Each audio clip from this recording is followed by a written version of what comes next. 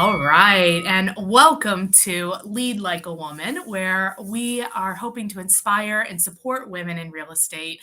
Today, Kareen and I are interviewing Kelly Ellis. Hi, Kelly. Hello, how are you? Good. Thanks for being on. Kareen, Thank you can you for having introduce me. Kelly to us? Yes, I'm excited for our very first interview with Kelly Ellis of Coldwell Banker in the Denver metro area. Kelly has been a referral partner of ours for years and is a powerhouse in the Denver area, and I'm so proud of the work that she's doing there. So to give you a little background, Kelly has a degree in psychology with a master's in clinical social work, which I don't know if that prepares you for real estate. I'm not gonna lie. I think everybody needs to have a degree in psychology to be a real estate broker, but she's worked her way up through Coldwell Banker with Sterling Society, Diamond Society, and the President's Circle.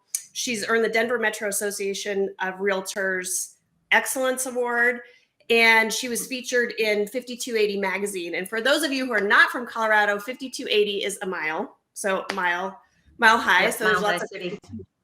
80 in Denver, but she was a 5-star realtor. She is a wife and the mother of 2 amazing girls and 2 rescue animals, a dog and a cat. So welcome, Kelly Ellis. Well, hello. Top of the morning to you. Yeah, it's morning in Colorado. Jennifer's in Spain. It's afternoon there. Who knows what time it is where you are, but welcome to our very first interview. We're excited to inspire and be a support for women in this crazy business. So Kelly, tell us a little bit about how did you go from a degree in psychology and clinical social work, which I'm sure you thought you had a path. How did that differ into real estate? Well, so I was working in the mental health area. So my clients were severely psychotic, homicidal, and suicidal. Wow. So I started out as a group therapist, and then I was promoted to manage the treatment facility. So we would step people up or step people down from the state hospitals and then assess if they could live in the community.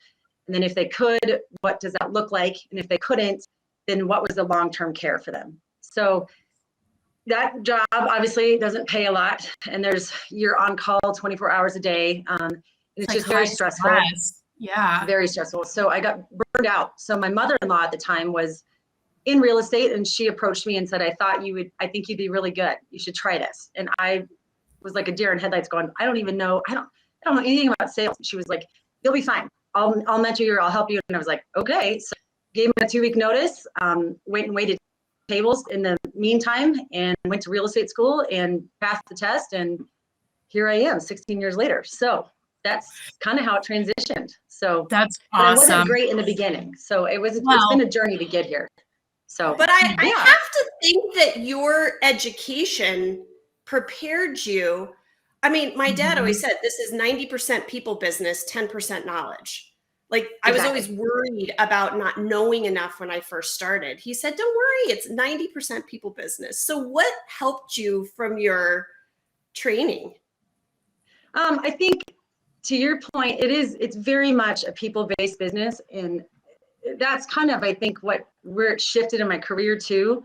The very first manager I ever had was a female. I've been very fortunate.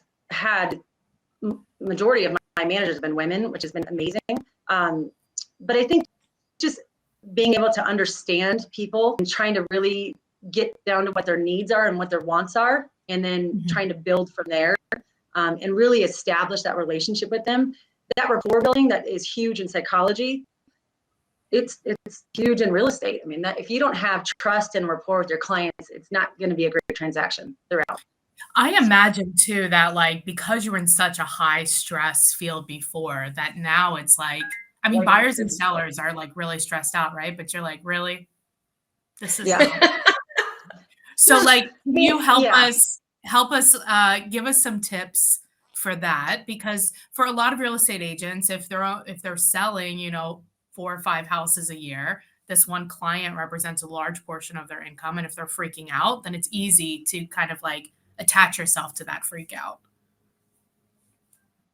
Well, and I think that's where Kareen and I were talking about this at one point with buyers and sellers. I think especially in the market that we were in along the last years, where it was highly emotional and very frustrating. You know, helping them identify what's really wrong. Sometimes what they're upset about, and being in that moment with them is, it doesn't feel great and it's hard, but if you can do it, like I'm that out, all of a sudden I get a call, he's coming to the inspection. I just wouldn't return my calls, and I was like, what is going on? And so when I called him, I put my car in park because I was on my way to the inspection, and sat and just stopped, and I just said, can you talk about this for a second? And he goes, yeah. And so I just started peeling away, and I've come to find out he owned 2 other houses, and he just found out about owning 3 houses, and he was concerned about us selling one, you know, if we were going to be able to sell it. And so once you can dive in and really peel away of what's wrong, then he was able to do that and just kind of peel away. So hope that helps. And I think that's such a good to have those tough conversations too, because real estate, it's not all flowers like everybody thinks it is. So there's a lot of conversations you have to have with clients, and being able to be that resource at the door in focusing on them and remembering that the transaction, this is not about you, I think really helps. Like, not my monkey, not my circus, to myself, that one that broke the sewer line. I'm not the one that didn't, you know, things happen. But if I can have a tough conversation with them and about it and help them through it and make that decision, that's huge. So yeah. What about you? I think that it's a blessing and a curse of women come to it with a lot of understanding and emotional. Like when I started, and Kelly, we talked about this when you started, you really tie your emotions to the outcome, which I think it's very important for people to learn. You can't do that. You will drive yourself crazy. Instead of, you know, detaching a little bit from the negotiations, we're so good at diving down into what is the meaning behind it. Like, I want space, I want, you know, privacy. Whatever people's wants are, I think we're really good at diving into what that is. But learning, so talked about your journey of learning to detach yourself a little bit from the outcomes.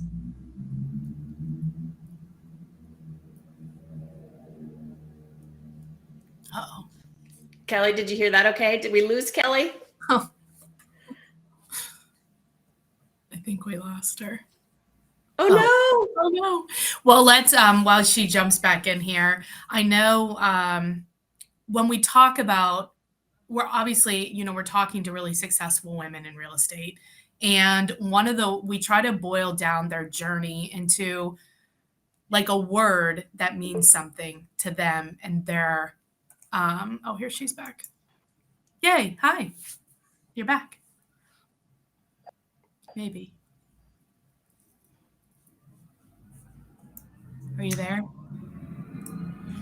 Yeah, well, Jen works on that. We'll talk about the word a little bit. Boiling down the journey to one word that really changed things for each person, or one word that's sort of their mantra or something that they go back to all the time. Right. So we're going to talk to Kelly about that and her word. Right. And I think like these, what was your word when we looked at your journey? Oh gosh. I think it sounds cheesy, and everybody uses this word, but authenticity for me, for sure. Figuring out really who I was. So Kelly, there you are. We had technical. Sorry, I don't know what's going on. Sorry, guys. So while you were gone, Jennifer and I were talking about the one word that sort of describes your journey. And in that, and leading up to that, I am amazed at the mentors that you had. So will you tell us the story of when you very first started the real estate broker that sort of changed your trajectory? Yeah. So she is and still is one of my mentors. Her and her husband have a team, and they're a powerhouse, huge producers.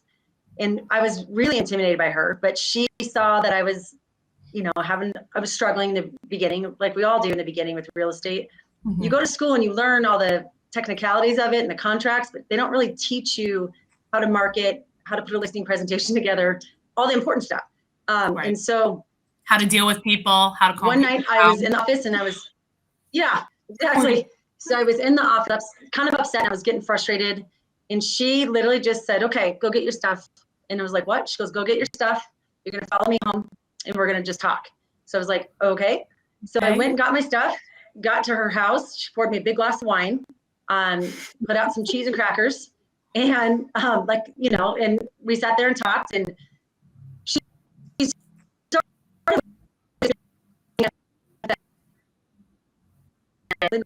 normal. And then she showed me her listing presentation. She showed marketing. She showed me how to market, how often to market, how to market to your sphere, because that's different than marketing to, trying to get new referrals in a farm or something like that. She was amazing. And then she would check in every month with me. Where are you with this? How is this? How did the farming go? How was your first listing presentation? She was amazing. So that was really pivotal to have someone that came from the place of abundance, and not scarcity, where we're all competing against each other. And women tend to sometimes, I think, and I wish that we weren't like that with each other, but she came from a place of building me up instead of tearing me down.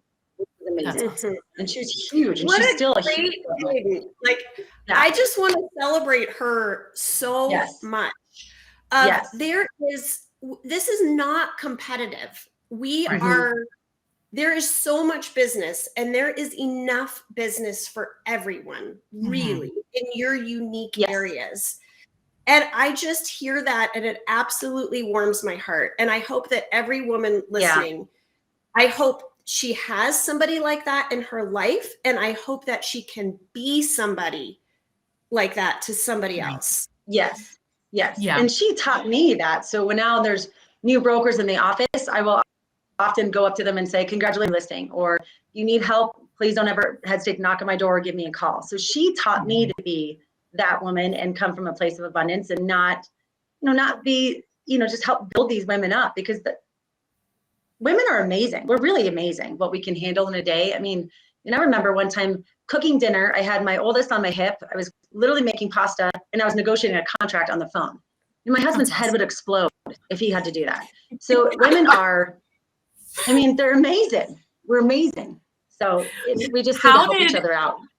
When you think about your journey, and we were talking about, like, what is your word? What does it boil down to? And you came up with permission.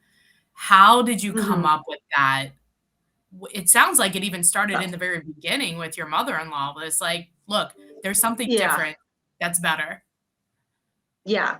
And I think, again, it came down to women in this industry. My first manager, I remember I was, doubting. I don't think I'm this transactional person that can just burn and turn. That's just not my style. And I don't know if I can do this. I thought that's what sales was. And she said, no. She was like, you're right. You're not like that. She said, you can build your business on relationships. And my really was like, just like exploded. That shifted. But the biggest one was my second female manager, Tammy Miller. She was amazing. And she's still with Coldwell Banker. Was sitting down with her, and it was almost like I was afraid. It was like I was a secret mom. I was afraid to admit that I loved being a mom and wanted to be a mom and still work and have because it somehow detrimented your work. Yeah. Well, in sales, how many times are numbers shoved down our throats? Close, sales. We need to be here, and that's important. And she was always about our numbers, and she would meet with us quarterly. Where are you with your numbers? How are you on track? How's this marketing? Did you do what you said you were going to do? And she asked me one day, how you're doing? How am I doing? And I just said, and I was kind of scared to tell her, but I just kind of came out with it. And I said, I'm struggling a little bit. And she's like, what are you struggling with? Your numbers are amazing. And I said, well, I'm struggling with being a mom and working. And she stopped and literally took the business plan and put it aside. And she said, Kelly, being a mom is so important. She goes, I wish that I wouldn't have missed out on so many baseball games, on so many school things. You know, she's like, I regret that because those years are so, you know, they're so quick and it goes so fast. And so she said to me, if being a mom is important to you and spending time with your kids and being there and showing up for them is important, then you need to build that into your business plan. Yeah. And again, my head was just like, what? I mean, it was just like coming from this amazing, successful woman, you know, it was really empowering for her to say, it's okay. It's okay to be a mom. And then it allowed me to give myself permission to still want to be successful and make these numbers and want to be at the top, but also to block out time for my family. And I know that sounds so silly and simple, but as you guys know, this job, when people say I got into real estate because it's flexible, it's not as flexible. It's not as flexible as everybody thinks it is. It's because you're a lot of time you're at everybody else's beck and call and schedule. So for me to block out time for my kids and my family weekly was huge for me, and that allowed the pressure. It just pressure off big, and so that also transitioned and allowed me to get, you know, better. Not even better as a mom, but a better broker too. So yeah.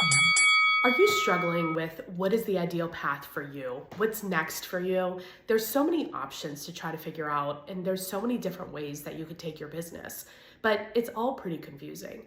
So our coach, Coach John Kitchens, came up with a short little quiz that will help you figure out the ideal path for you. Go to realestatecareeraccelerator.com, take the free short quiz, and figure out your ideal path. That's realestatecareeraccelerator.com. That was where that comes What do you from. do? Sorry. Go ahead. Oh, go ahead, Jennifer. I was going to ask about, so when you are feeling like the pressure to be at the, you know, sports and do all the things, and also you have like a client that like desperately needs to like a contract written or whatever, how are you giving talk to us about like the actual logistics of you giving yourself permission to honor your calendar, honor what you said and agreed to do with your children, your family, and yet still honor what your clients have hired you for. What specifically are you doing? So I definitely time block. That's a big one. And I hired louder for the people in the back, Kelly. Dang. Yeah. So, and don't get me wrong, I'm human. We're all human. You know, there are times where I can shift my calendar.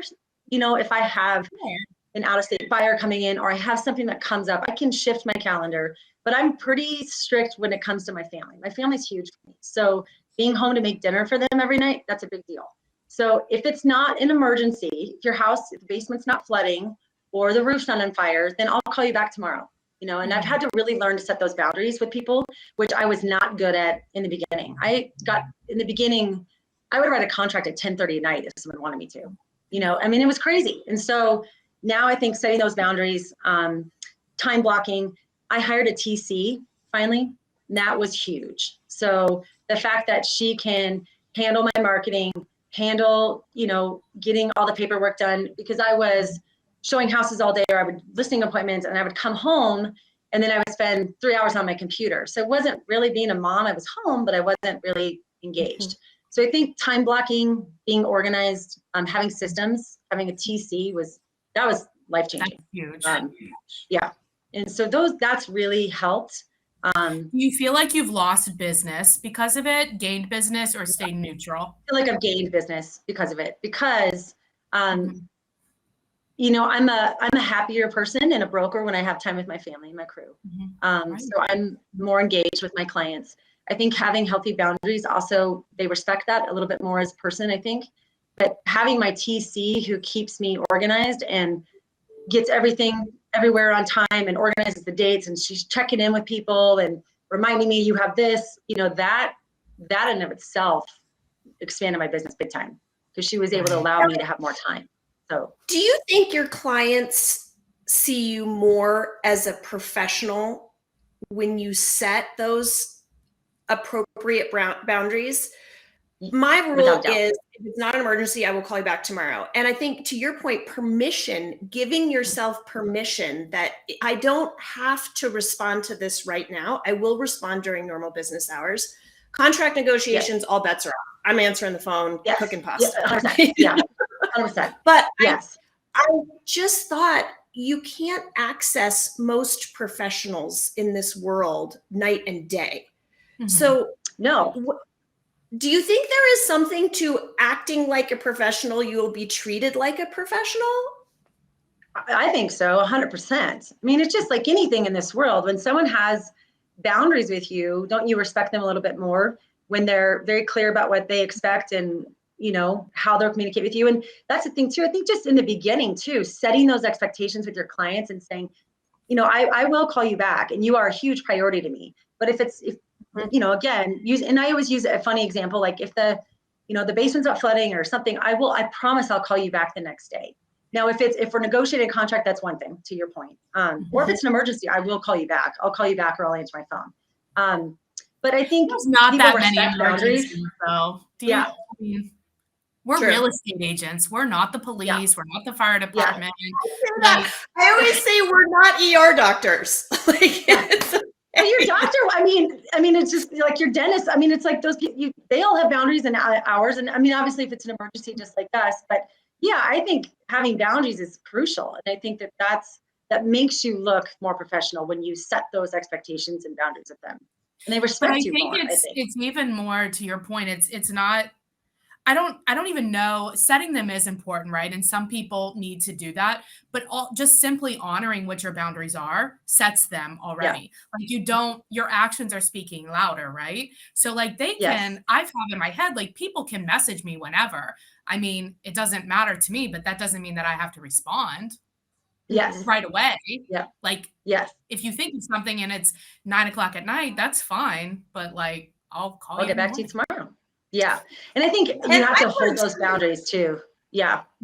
But of like, when I started being authentically myself, like that is part of my journey of like pretending to be this professional, like a man broker. Yes. Like my journey is kind of figuring out, just be yourself. And part of that is the brokers, and granted, we're in Northern Colorado, which is a smaller area, but the brokers are pretty friendly and tight and nice in this area. And they even protect my time at the ball field. So when my daughter was playing, I will not answer the phone, period, during a game, will not. And even once brokers found out, like, oh, no, you go, you do that, we'll talk later. Like when you open up about what is going on in your life, people are kind and friendly and protective, and there's nothing wrong. It's giving yourself permission to not pretend like I don't have a family life. You know, give yourself permission to show up at your kids' events or whatever it is that's at the gym or whatever it is that's important to you. You have to give yourself permission to have that time guilt-free. Yes. And that's hard. Yes. It's hard to do. And I think that's, yes, I think 1,000%. And I've learned that too, that if you are communicating with a broker, and not every broker's nice and understanding, unfortunately, but there are, I think, more of them out there than you think. And if you're just open saying, I'm happy to talk to you, but my daughter, you know, it's her basketball game. And I'm the same way. When she's playing basketball, I'm not going to answer the phone. And so because she sees mom on the phone and then that takes away, you know, from her, and I don't want that. So I think a lot of them, they understand. I'll call you back after the game. It's only an hour, and I'll call you back. So yeah, I think that's true. Yeah, I don't even think that necessarily you have to justify it, right? It's like, hey, can I call you back at, 5:50 or 6 o'clock or whatever it is? And they're like, yeah, sure, no problem. People just want to know that you received the request. Mm-hmm. Have you ever, Kelly, you are successful, so I imagine that there's people that you choose not to work with. Can you tell us a little bit more about like how you can tell from the beginning, or if once you're in the relationship and you realize that you were wrong and you should not be working with them, like how that process works? Yeah, well, that's, again, psychology comes into play with that sometimes really well. No, I think we all can tell red flags. You know, when you're telling my kids, and like you have what's called intuition, and it's God. We call it the God gut in our house. You know, God knocking on your head, going, "Don't do this." Right. And I've had that where I've ignored it. But I I definitely choose, if I feel people aren't going to be honest with me and upfront, I don't want to waste my time because I don't want to go down that road. But I definitely fired clients for not treating me well, screaming and yelling at me when it's not my fault. I'm not going to do that. No. And I would rather let go of people that I don't get a good feel of and refer them to someone else that are, and I always think if you take up the negative in your life, the more positive comes in. So if you allow for more space of the clients that you work with and that will appreciate you and appreciate your time and appreciate what you're doing, then for a difficult to work, they're not going to be honest, they're not going to respect your time. Right.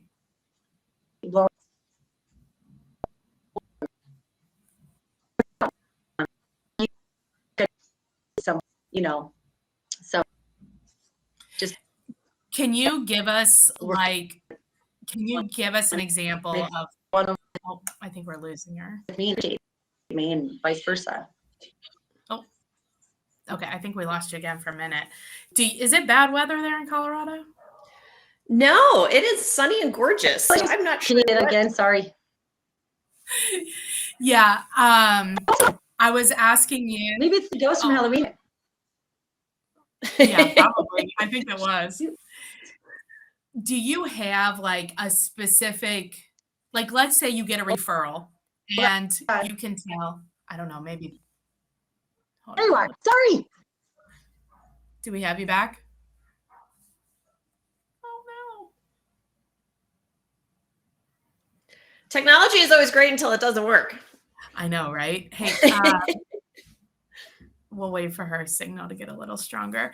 Kareen, how does that, like, I'm sure you've had to do that too, right? It's like you have somebody that was referred to you or something like that, and you're like, absolutely. I totally agree with Kelly of when you take out the negative, time-consuming time suck, it allows time for 8 more things. Right. So I'm a firm believer in choosing your business wisely and also pairing people. I may not be the best fit for somebody. And this is such a personal transaction where you are such a tight team from start to finish, whether you're buying or selling a house, that sometimes I'm on a team. So sometimes they may click with my business partner more than me. Awesome. He takes the lead. Sometimes I click more than I'm the lead. Sometimes like, gosh, you know what? This is just not a good fit. I know the perfect agent to refer them to match up personalities. And there's absolutely nothing wrong with that because I totally agree with Kelly of it opens opportunity. But also, Kelly, if you're back, I definitely want to share resources that I found helpful. Yay! So you mentioned a TED Talk. Sorry, you guys. Hi. Back. Hi. Hi. Oh my gosh. And I went and listened to that. And I have been telling every person I know, like, oh my gosh, if you have not listened to it, listen to it. So can you share a little bit about what you heard and what inspired you in your daily life? So Sheryl Sandberg, she used to be the Facebook. She's got her own thing now, but there's a TED Talk with her. And there were 2 huge points, I think, in that TED Talk that really spoke to me. The first one was when she talked about women sit at the table. So don't sit on the sidelines, sit at the table with the big boys. Know who you are as a woman and be proud of what you do.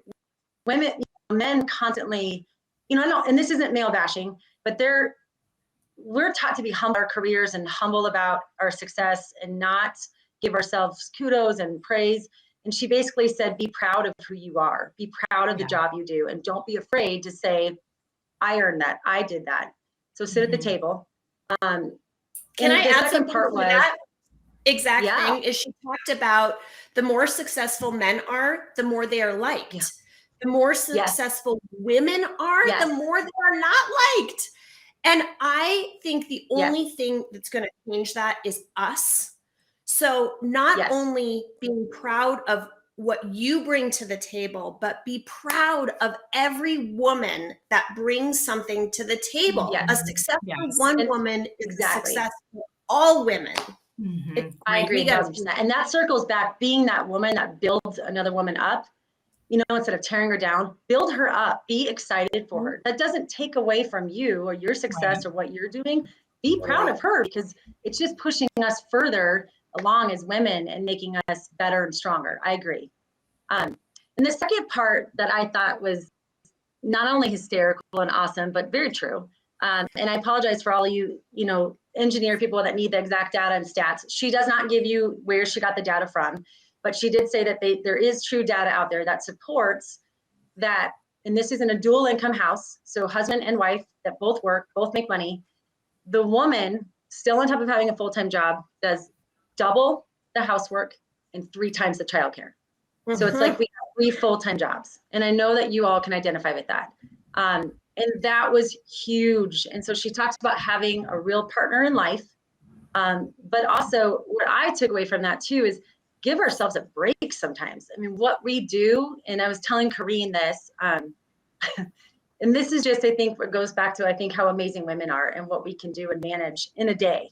My husband and I were having a lovely heated discussion about who was the most tired, who was more tired. And oh my God, the competition, huh?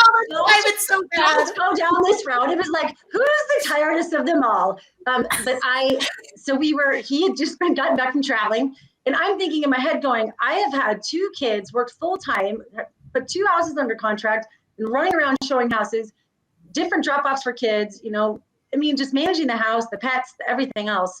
And you're tired, you got to eat by yourself. You got to go to the bathroom without someone sticking their fingers under the door saying, twinkle, twinkle, little star. As you're staying up till 11 o'clock, negotiating contracts, up at 6, packing lunches. So, and then we were in the middle of this, and all of a sudden I look at him and I was like, do you even know if we're out of toilet paper? And he was like, what? And he was like, do you even know if we're out of toilet paper? And I was like, he's like, what does that have to do with anything? And I was like, everything. And I said, those are the details that I get to manage on top of dry cleaning, groceries, cooking dinner, kids, your day, my day, clients, managing my business, doing everything. On top of that, I get to make sure that we don't run out of toilet paper. So I think that was kind of like, did you win? I took away from. No, I'm just kidding. Nobody wins. Well, I think I did. He just wouldn't admit it, but yes. That was, it's true. Mr. Larson has many great qualities, but he has absolutely no idea how much toilet paper is in this house. Yes. And Eric is a partner. He's a true partner, but we're all human at the end of the day. But I think that was part of that TED Talk that I took away, was she said, have a partner in life that really supports you and wants you to be successful, and that will help, but also what I took away too is just, we're amazing. Women are amazing. And what we can do in a day and how we can manage ourselves and set ourselves up for success. I mean, give ourselves a break too sometimes, and work hard. So, yeah. Well, let's, what was the TED Talk again? So Sheryl Sandberg. So if you go to TED Talk and you just type in Sheryl Sandberg, it'll pop up. But she talks about how we need to have more women in careers and to sit at the table and, really push ourselves forward and support each other. So it's a really powerful TED Talk. It's really interesting. Well, let's wrap up, and let's say you guys have inspired me to think about, like, what is something, Kelly, that you are proud of, either that you accomplished or you're proud of that you're working towards in your career, in your real estate career? So I am incredibly proud of, obviously, my family, and I'm proud of how far I've come.